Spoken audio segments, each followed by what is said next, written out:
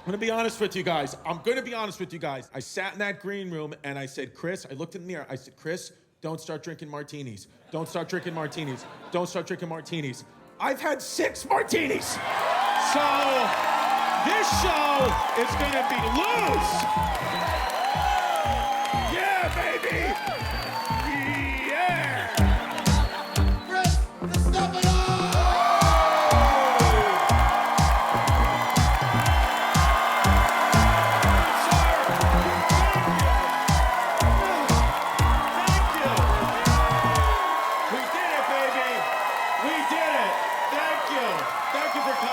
Thank you for coming, sir. Thank you.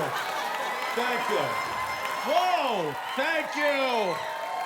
Gramercy.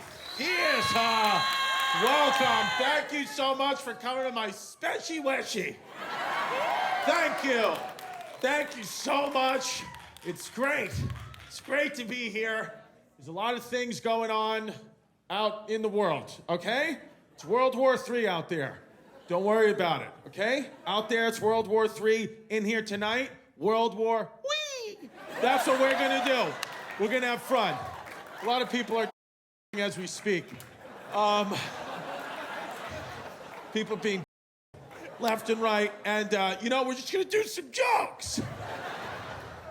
Listen, and my daughter, I got a daughter, she's woke, my daughter. And she asked me today, she said, Daddy, why are your teeth so yellow? I said, because I stand with the Ukraine. So I'm purposely having them yellow and my balls are blue. I stand with the Ukraine because your mother is not giving it up. And no, she is. Just not to me. Shout out Sean the contractor. Listen, the silver lining in that conflict is at least it's white people. That's the positive thing about that war. It's whites, less whites. Because, it's over for white people. It's 100%, we had a nice run. Listen, white people, we had a nice run, but baby, it's over, okay? Make no mistake, face down, done, over, never coming back. But, Hall of Fame, historically, really, a lot of good things. Also a lot of bad things. But you brush over it, But it's over. It's over for whites. And I knew that. I felt that about 7 years ago. I felt that coming. I felt the tide turning for the whites. I looked in the mirror. I said, uh-oh, spaghetti-o. Chris, you are, because I am like skin conditioned white. Like I'm supremely white. And it's just, I knew, so I had to make a decision. Because I deliberately, on purpose, both my daughters are Puerto Rican. I have, yes, Latina children. Thank you. Ooh. I have Latina kids, and again, by design. I went out to a bar 7 years ago. It's called Place to Beach. It's still there, actually. It's still there. It's in Coney Island, Brooklyn. If you Google it. Yeah, Place to Beach. Yeah, I bought my fake vaccine card there with a Mai Tai. And from Vito, he's dead of COVID. But what can you do? I met my daughter's beautiful Latina mother. Just beautiful woman she is. She really is. And I saw her dancing around, and I said, this is the one. I told my friends, I said, this is the one. If this girl's into me, this is the one I have to have a child with. She's gonna save me. Because I said she needs to be a non-white woman. I need to mate with a woman who's not white, because the truth is by 2025, it's gonna be illegal to have all white babies. They're not gonna let it continue. You can't. Privilege. You can't. You have to be better. So that means less white. So I said, I gotta stay alive, okay? I went out that night and I met her and she was dancing around and she was gorgeous. And I said, wow, she looks like the one, but I need to make sure that she's not white. Because she looked like she could have been like Italian or Greek or something like that, and they look white. So I said, Lord, give me a sign. How do I know she's not white? And then she did a little spin move, and I noticed she had a tattoo in her. I said, she's Latina, ven aquí. Let's go. Vámonos. Come on. Dos hijas. I have coquito. And now we have this beautiful little Puerto Rican family. And listen, it's amazing. I stand before you today as a Latino man. That's who I am. a full Latino man because, that's my life. That's what I'm doing. And people get mad, They're like, you can't identify as Latino. I'm like, well, I do. I have a house full of Latino people right now, okay? They're making plantanos.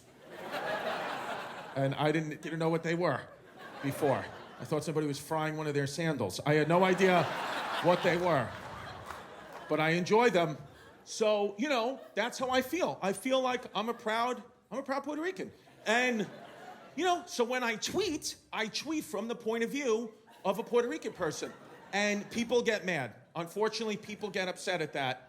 White people, they always get mad. They just, how could you say that? Because the problem is like, you can't get away with jokes like that anymore if you're white. On social media, you have to reflect. You're a bad person, Chris. You've done things. You're bad. So, but I don't feel that way. Like I said, I'm a proud Latino. And I said, look, I tweeted, I said, listen. I said, if I was President Joe Biden, the first thing I would have did is made AOC the head of the CIA because nobody looks through phones like Latina women. That's what I said. And then this guy Ryan, this dumb white piece of shit, Ryan, this guy started tweeting at me. He was like, you're racist. How could you say that? I'm like, say what? The truth? I mean, why would you have old white men in the CIA at this point? I mean, seriously, if you really cared about national security, you would have the CIA be made up 100% of Latino women, and then you get them into relationships with suspected terrorists. Let me tell you something, okay? Those terrorists would get away with cero, okay? Cero. It's not gonna happen, papi. Trust me, I know, okay? She has microphones in my shoelaces right now. She says she's not here, but I smell the adobo, and makes me nervous, and then my psoriasis flares up. Getting very itchy, Then he's got mad at me, this guy. Stupid Ryan, I think he was from Idaho. Again, a white guy, mad at that AOC tweet. Just, yelling at me. Because here's the thing. I mean, it's like society now has become this thing where it's like you can't make a mistake. It's like if you say one wrong word, that's it. You're done. It used to be for our whole lives, it was actions speak louder than words. But now it's flipped. Now it's words speak louder than actions. All of a sudden, it doesn't matter what actions you've done. If you said one word wrong, you're done. They did it to Kevin Hart. Remember a couple of years ago, Kevin Hart was going to host the Oscars, but then he had a homophobic tweet they found from 10 years ago. It's like, you think Kevin Hart is a homophobe, dude? His actions prove differently. He was the lead of the movie Jumanji. Do you know how gay you have to be? They asked me to be in the movie. I was like, I don't guzzle so I'm not going to do it. It's like they go after anybody, So this guy, Ryan was his name, and he doesn't know a thing about me, just starts attacking. He was like, I bet you've never even met a Latina person, Chris. That's why the tweet's offensive. I bet you don't know one Latina person, and that's what's sad. Get out there and meet some Latinas. I was like, you don't think I know one Latina person? Really? That's interesting, because my daughter's next to me doing Zumba right now. Just juggling empanadas for no reason, okay? This is my life, all right? The baby's first words were Daddy Yankee. So, why don't you just shut up, stupid Ryan, stupid Idaho. If you're watching this in Idaho, please like and subscribe. I totes preach. But it also depends on your circumstances. I always ask people, listen, I can't judge you. What were your circs? What were your circs during the pandy-wandy? Because it depends. I wasn't afraid from day one only because of how I was living, okay? I mean, they shut the whole world down, March 2020. I was living in like a 500 square foot apartment in Brooklyn, 3 kids, 2 adults. Everybody hated me. And, everyone bouncing off the walls, getting yelled at. I wanted to leave immediately. Like, I was like, I want to get out. Let me breathe it in. I don't care. I wasn't scared. And then the world opened up again. A few months later, I started doing shows. Right, I was one of the first comedians. I got right out there, started doing shows. I didn't care. I was like, take the mask. I don't care. And, people on Twitter start yelling at me. They're like, are you going to do shows? Chris, it's too soon. What if you get COVID it's possible that you're gonna get COVID. I was like, good, I live in hell. I couldn't care less about COVID, okay? 2 weeks on a ventilator, that would be like going to Aruba for me. You understand? It'd be like a sandals resort. You have to see my life right now. I don't wanna watch Wreck-It Ralph again. Put the ventilator in my mouth right now. Just shove it down my throat. I'll try not to. I don't know what you want me to tell you. Now it's a fun part of the Pandy Wandy. We've reached the fun, that's what I call it, the Pandy Wandy. I had to make it, listen, everybody had different reasons. You know, I had to call it the Pandy Wandy. I was gonna call it the pandemic. My daughter's, you know, terrified. Everybody was calling it the pandemic. The newscasters, her teacher, she's like, that scares me. Pandemic. I'm like, babe, what? The pandemic? I don't know what that is. I know what the Pandy Wandy is. And that ain't shit, babe. The Pandy, she's like, Pandy Wandy sounds fun. I'm like, yeah, because it is fun. Pandy Wandy. She's like, that's fun, Dad. I'm like, exactly, babe. Pandy Wandy. We stay neutral. And she's like, Pandy. Sounds like pandas. I was like, I didn't even think of that, Bubs. It does sound like pandas. She's like, where are pandas from? I was like, China!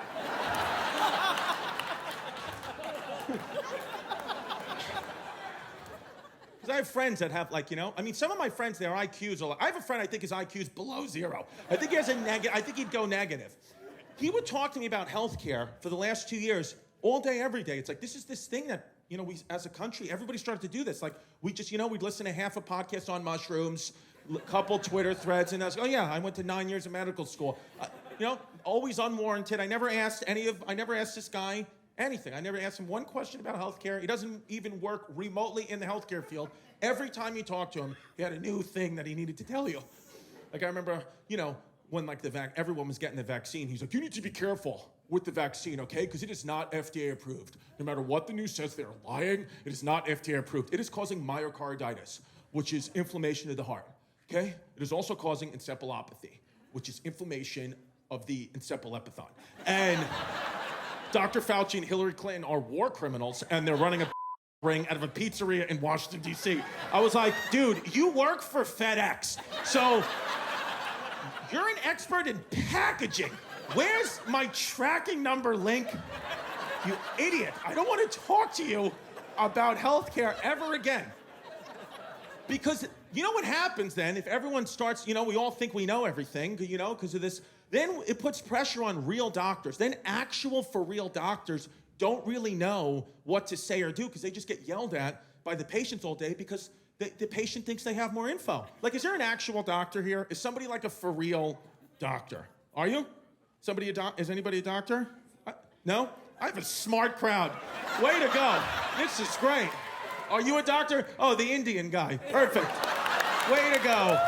The one person who's not white and Indian here is a doctor. Are you a doctor? What kind of doctor? Just internal medicine. Internal medicine. Okay, so finally a real doctor. How funny is that you're an Indian guy? What's your name? Ranjiv. Yeah. I like that you went with Ranjiv. I like that, because somebody, you know, somebody would have said Randy, and then I would have said, no, I want the full Indian. Ranjiv. I like Ranjeev. There you go. There it is. You kidding me, dude? You know how much Indian porn I watch? I love it. You kidding me? They call me Chrissy Calcutta. That's what I do. Ranjiv, because real doctors, they get yelled at by idiots like us. We're not real, you know? My daughter's pediatrician, I mean, this guy, he's so nervous all the time because he must just get screamed at by people. I brought her to the pediatrician the other day. He was like, so what do you want to do today, Dad? Today's totally your call. Let's have a conversation about your daughter's health. I'm looking at her chart. She does need some updated vaccine. Not that vaccine, Dad. Don't get scared. Not that one, okay? But she does need some vaccines to get into school. So what do you want to do? Do you want to talk about, you want me to leave the syringes and you can inject her? Whatever you want to do, Dad. Let's have a conversation. I was like, why are you even talking to me, okay? I don't know what to do. You're the doctor. I'm the dad, all right? I'm here to hold her down and you light her up with mumps, rubella, polio, anything that used to kill a pirate. I would like in my daughter's immune system. Put on Pirates of the Caribbean. Let's do that. What did they die of? Yeah, light her up. Be perfect. But at least we can laugh again. That's nice. I'm happy that at least we've gotten to a point now where we can start laughing again, because for a while there it was getting dicey. I mean, everybody, like, you could not do comedy. Like, I would never in a million years start comedy today. I have no choice. I'm 10 years into it. I just have to come up here every night with a suitcase full of anxiety and depression and just figure it out. Because the bottom line is nobody in my family wants to work. That's the truth. So I just got to keep, anytime you see me adding a show, it's because, you know, she wanted to put like an extension on the living room. I'm like, what are we doing here, you know? She's like, I'm a spin instructor. I'm like, it's great. It's so great. I support you. But you better start pedaling that bike a little faster and it better start shitting out Bitcoin because we're behind on the mortgage. Dude, show's in Des Moines next week. Des Moines, sweetie. It's the capital of Iowa. I know every capital. You know?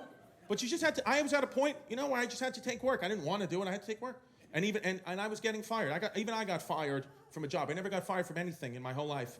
Like I hosted a show for Netflix. It was called The Ultimate Beastmaster. I mean, what a piece of show this show was. But I had no choice, okay? I had no choice. I needed the money. So I was like, I gotta do this. And I co-hosted the show with Tiki Barber.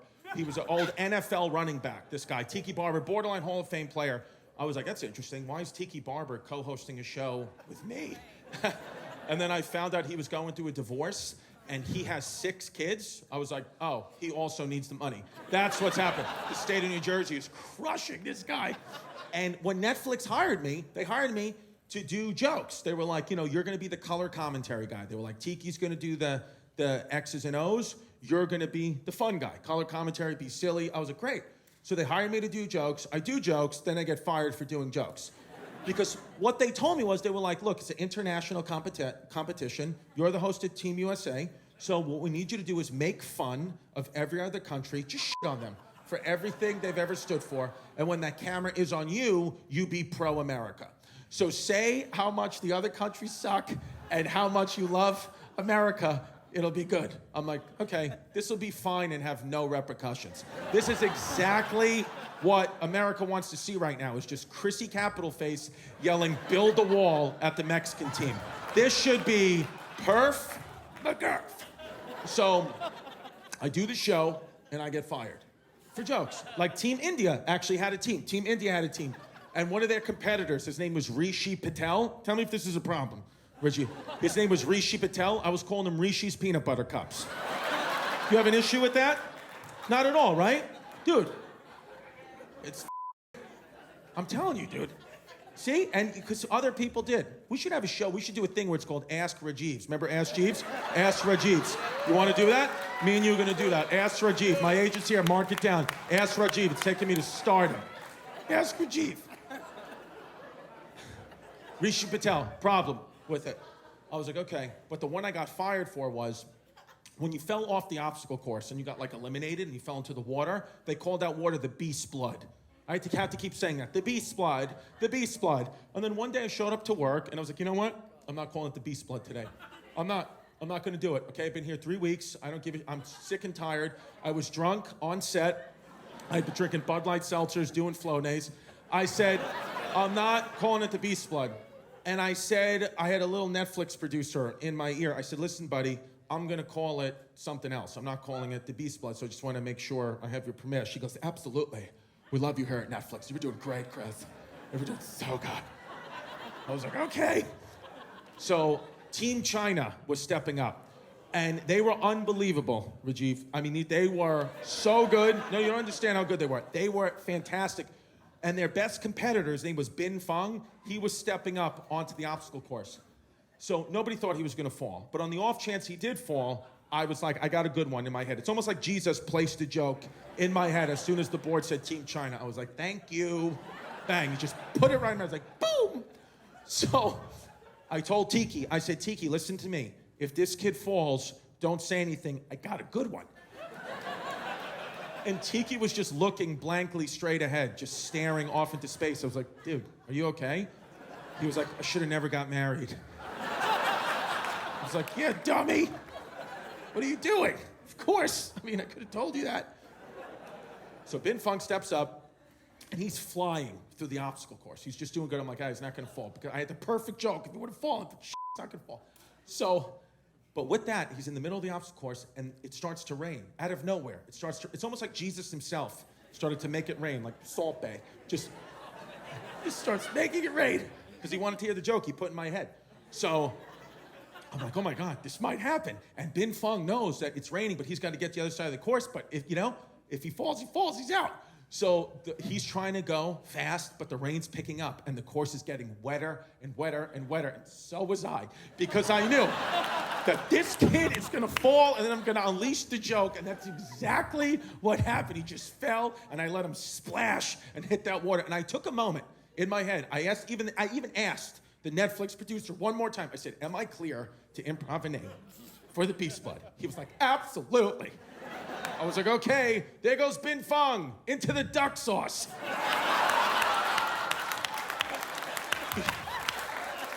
The producer, he was like, oh no! Cut! I went like that. Thank you. Thank you. Fired. Immediately, on the spot, fired. And you know what the hypocritical bullshit is? Bin Fong retweeted the clip of me saying, there goes Bin Fong into the duck sauce, okay? Binny absolutely loved it. Yeah, he did, he loved it. I got fired by some fat white woman named Barbara, who definitely sent the email with duck sauce on her fingertips. I know she did, because she's fat. Yeah. You fired. It's usually white people. That's the thing, is, the Cleveland Indians had to change the name of their baseball team a couple of years ago. What do you think, that was Indian people? Native American people don't care. They don't watch baseball. Those white women being like, we have to do something. That it's not okay that they're saying Indians. It is just not okay.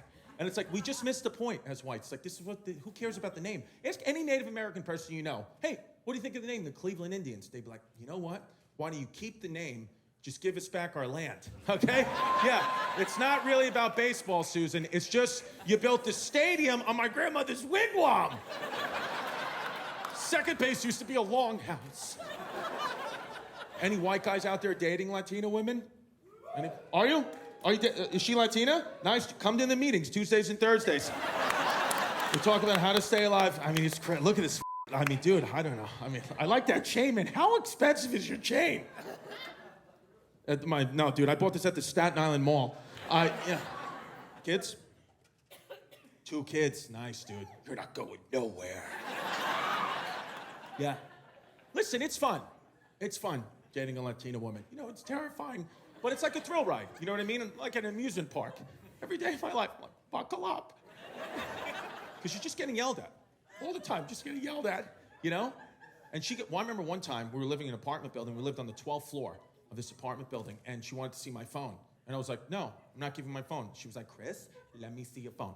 I was like, no, I'm not giving you my phone, okay? That's like an invasion of privacy. This is borderline emotional abuse. I have a right to my own phone. You can't look at it. She was like, give me your phone. I was like, no! And then she kicked our air conditioner out the window on the 12th floor. I was like, ay, Dios mío. I was like, you could have killed somebody. She's like, probably that you texting. I was like, is she down there?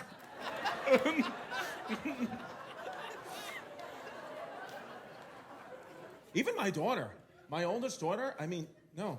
She's like her mom. She has the same attitude as her mom, and it's like genuinely terrifying. Because she's, all I want to do is please her. I love my kids so much in my whole life. And all I want to do is make her happy. And she's always mad at me. She's just constantly, like we were driving the other day. It was a beautiful day. She was in the back seat. The window was down. She was like, Daddy, hello. I'm cold. So I was like, I'm sorry, honey. I apologize. So I put the window up. She was like, now I'm hot. So I put the window back down. She was like, I just told you that makes me cold. I was like, what do you want me to do? She was like, figure it out. That's what I want you to do, figure it out. She was doing that thing like her mom does, where she just opens and closes her hand. Latina women do that. They're like, I feel like they're catching your words, So when you try to lie 10 years from now, they're like, that's not what you really said, because I caught your words. So you're lying.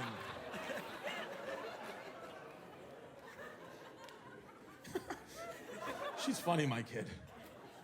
She asked me the other day, she's like, Daddy, am I white or am I Latina? I said, it depends on the sitch. So, you could play it both ways, baby. Give me the scenario. What are we talking about? College interview? Oh, you're Latina, baby. Diversity, yes. Bring it in, sister. I am diverse. Give me a scholarship. Job interview? White. White. Here's the truth about me. Listen, I don't think I'm gay, okay? I would say, let's say 90% sure. Let's say 85. 85% sure. We'll go low 80s. Not gay. But I grew up in a neighborhood where, like, listen, my mother's a very intelligent woman. She was all about education. So, like, I learned stuff. I was into learning, and, like, that was gay. In the neighborhood I grew up, it's like, you can't learn. What are you going to school learning stuff? It's like, ugh. I was like, yeah. Like, I know every state capital. Well, I was going to tell Antonio Parisi that I know every state capital. He'd be like, I bet you do. And then shove his right in my mouth. And like, Albany. Montpelier, Vermont. A lot of people don't know that one. But